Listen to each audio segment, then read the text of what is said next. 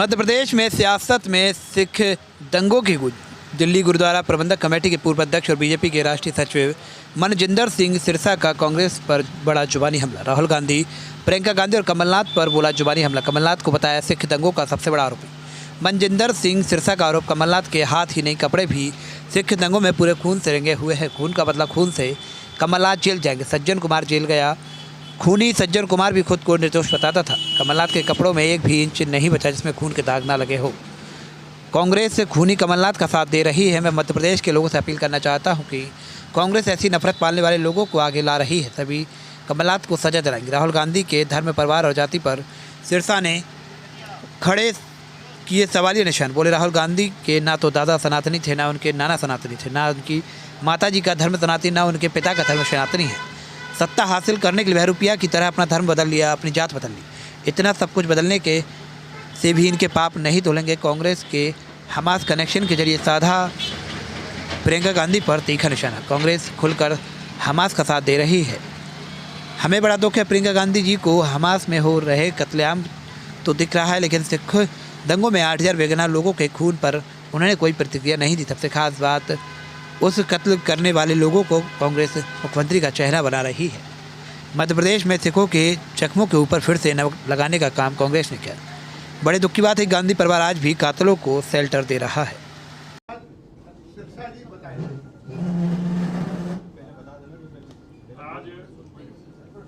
जो कि गुरु नानक देव जी के प्रकाश पुर्व के संदर्भ में है, उसमें भी आज हम भाग लें।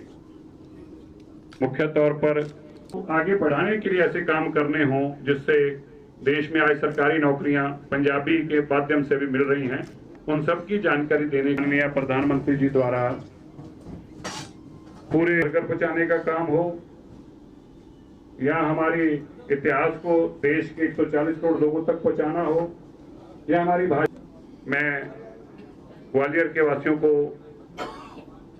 मध्य प्रदेश के सब ये विनती करता हूं कि देश के अंदर माननीय प्रधानमंत्री श्री नरेंद्र मोदी जी मध्य प्रदेश में भी उनके सहयोग की सरकार बने। हमारे वहां से हाई कमीशन के लोग निकाले, भारत ने उसके जवाब में उनके लोगों को बाहर किया। लेकिन इस विवाद के कार्य स्टूडेंट्स के लिए जाते हैं, चाहे वो गुजरात के लोग हों, चाहे वो ज्यादातर केरला, गुजरात और पंजाब के लोग हों, उनका यकीनी तौर पर कमलनाथ के दाग नहीं लगे, उसके सारे कपड़े खून से भीगे हुए हैं और सबों के खून से भीगे हुए हैं। अगर आपको न्यायपालिका पे विश्वास है तो मुझे भी है, पर मैं आपको थोड़ा सा याद करना चाहता हूँ आपकी याददाश्त के लिए। तुम्हारे तरह के पत्रकार हमसे यह भी सवाल पूछा करते थे कि सज्जन कुमार के ऊपर तो कोई दाग ही नहीं है और आजकल वो जेल में है।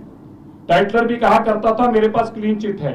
जब भैया दाग धोने वाले लोग और दाग लगाने वाले दो एक ही होंगे तो भैया कौन इंसाफ देगा आपको? जो पुलिस, मैं आपकी जानकारी के लिए, क्योंकि आपने सवाल अच्छा किया है, आपके ध्यान में और संज्ञान में रहे, ये जो खूनी सज्जन कुमार है ये भी यही कहा करता था। और जो गवाह बने, माशा मुझे जवाब दीजिएगा जरूर, जो गवाह बने उसके बेटे को जिंदे को 1991 में जलाया गया, 84 में नहीं। जो गवाह बना उसके बेटे को 1991 में जलाया गया और उसकी बेटी का साथ बलात्कार किया गया। ये गवाहों का हाल किया जाता था। अरे भैया इंसाफ मांगने किससे जाते? इंसाफ देने वाला प्रधानमंत्री मंच पे खड़ा होकर कह रहा था तुम्हें मारा जाएगा। जब बड़ा पेड़ गिरता है तो धरती हिलती है, मतलब तुम्हारा मरना तय है और भी मरोगे। तो भैया किससे कहते? अब मुझे बता दीजिए, कमलनाथ का कोई 1 इंच भी बता है जिसपे खून के दाग ना हो? खूनी लोगों को साथ देने वाले लोग आज सत्ता मांग रहे हैं।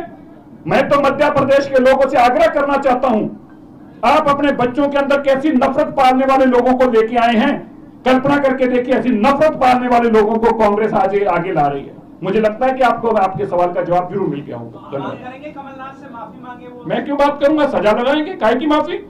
खून का बदला खून है, उसने सजा दी है, सरकार उसको, कोर्ट उसको सजा दे, और जो सजा बनता है, कानून बनता है, उसको सजा दे। नहीं की तो बच जाएगा और भुगतेगा तो भुगतना पड़ेगा। माफी की क्या मतलब है इसमें? आपने हमास का जिक्र, ना तो दादाजी सनातनी थे, ना उनके नानी जी सनातनी थे, ना उनके नाना जी सनातनी थे, ना उनके माताजी का धर्म ये है, ना उनके पिताजी, क्योंकि उनके पिताजी का धर्म भी नहीं था सनातन।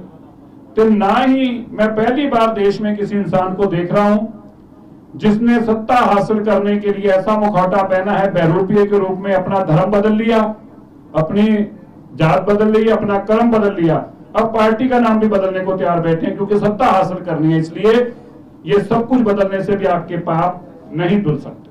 धन्यवाद। मोदी दंगों के बड़े आरोप है, इस बारे में आपका कुछ कहना है क्या? तो मैं आपकी जानकारी में देना चाहता हूं कि मेरा ही वो केस है। मैंने ही जो यहाँ के मुख्यमंत्री हैं कमलनाथ, उनके खिलाफ ये केस खुलवाने के लिए भारत के गृह मंत्री साहब को तब के दरख्वास्त दी थी, राजनाथ जी को। आपकी जानकारी में थोड़ी सारे तथ्य सामने आ जाएं। ये केस जो था इनके साथ, कमलनाथ के साथ, कमलनाथ के घर में रहने वाले लोग, जो उनके घर में रह रहे थे लोग, वो भी कत्लेआम में शामिल थे, उनका FIR में नाम था। बाद में कमलनाथ ने वो केस अपने जैसे बाकी सबके, सज्जन कुमार, टाइटलर, HKL भगत को सबको क्लीन चिटें मिलती गई, कमलनाथ ने भी अपने लोगों के नाम पर केस डलवाकर और बाद में कोर्ट में उसका चलान फाइल होने के बाद चार्जेस फ्रेम नहीं होने दिए और वो सारे लोग खतबरी हो गए। उसके बाद हमने अपने गुरुद्वारा रकाबगंज साहब, जहां पे आगजनी की गई थी, 2 बेगुनाह लोगों को मारा गया था, ये गुरुद्वारा रकाबगंज साहब है जहां गुरु तेग बहादुर जी का शरीर का संस्कार हुआ था। पवित्र गुरुद्वारा, ऐतिहासिक गुरुद्वारा है। हमने उस केस को खुलवाने के लिए भारत की सरकार के जब आग्रह किया तो SIT ने कहा, जो SIT मोदी जी ने बनाई थी, कि जो केस की ऑलरेडी चार्जशीट फाइल हो चुकी है, हम खोल नहीं सकते। हम फिर भारत सरकार के पास गए, गृह मंत्री से दोबारा ऑर्डर पास कराया कि जिन केसेस के अंदर ट्रायल भी हो चुकी है उनको भी खोला जा सकता है। उसके चलते वो केस खुला। अखबारों में CBI ने इश्तिहार दिए कि जो इस FIR में लोग गवाह हैं वो सामने आए। हमारे 2 गवाह जो कि दिल्ली कमेटी के एक मुलाजिम थे फॉर्मर और एक पत्रकार थे जो आजकल बड़े टीवी में काम करते हैं इंग्लैंड में, दोनों ने अपनी गवाही देने की पेशकश की। वो केस माननीय हाई कोर्ट के सामने है। इसके बावजूद कांग्रेस जब हमास की बात आती है तब तो उनका साथ देते हैं। हमें बड़ा दुख है जो इजराइल में कत्लेआम हुआ, जो वहां पे आज उस इलाके में कत्लेआम हो रहा है। हम उसके किसी भी कत्ल, एक आदमी का कत्ल होना, एक आदमी का मारे जाना भी बहुत पेनफुल है, लेकिन हमें बड़ा दुख है कि प्रियंका गांधी जी को वहां हो रहा कत्लेआम तो दिखा, लेकिन 8000 बेगुनाह लोगों के खून के ऊपर आज तक उन्होंने अपनी प्रतिक्रिया नहीं दी। और तो और उस कत्ल को करने वाले लोग, उनको मुख्यमंत्री का चेहरा बनाकर मध्य प्रदेश में सिखों के जख्मों के ऊपर अभी से फिर से एक बार नमक लगाने का काम किया है। हमें बहुत दुख है कि आज की इस सोसाइटी में, सिविल सोसाइटी में, जहां ऐसी किसी भी कत्लेआम, किसी भी अहिंसा का कोई स्थान नहीं है, लेकिन दुख की बात है कि गांधी परिवार आज भी कातलों को शेल्टर देता है और प्रेम की दुकान, मोहब्बत की दुकान खोलने की बात करता है। मैं मध्य प्रदेश के लोगों से जरूर आग्रह करना चाहता हूं, क्या आप ये मानने को तैयार हैं कि कत्ल करने के बाद खून खराबा करने वाली पार्टी और फिर ये कहे कि ये मोहब्बत की दुकान है? क्या 1984 की कत्लेआम करना मोहब्बत की दुकान थी? 1975 में जिस तरह से इमरजेंसी लगाकर लोगों का कत्लेआम किया गया, लोगों को नपुंसक किया गया, क्या ये प्यार मोहब्बत की दुकान है? 1992 में जिस तरीके मध्य प्रदेश, महाराष्ट्र में और उससे पहले कितने ऐसे कत्लेआम किए गए भागलपुर से लेके देश के अलग अलग कोनों में, क्या ये मोहब्बत की दुकान है? और मुझे इस बात का भी खेद है, आज धर्म के नाम पर लोगों को बांटा जा रहा है। राहुल गांधी जी को अचानक सत्यम शिवम सुंदरम याद आ जाती हैं, उनको हिंदू धर्म की याद आती है। किसी को अच्छी बात है अपने धर्म में विश्वास रखना, आजकल उनको ओबीसी भी याद आने लगे। मुझे लगता है कि अगर सबसे पहले किसी चीज का डेटा इकट्ठा होना चाहिए तो गांधी परिवार का इकट्ठा होना चाहिए कि उनकी है क्या, वो कौन से परिवार से हैं। वो कभी तो कहते हैं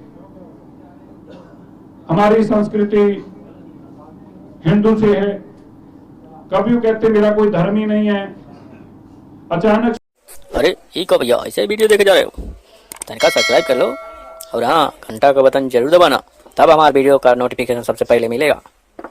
यहाँ वहाँ का देखा था हम, तुम का ही कहा था।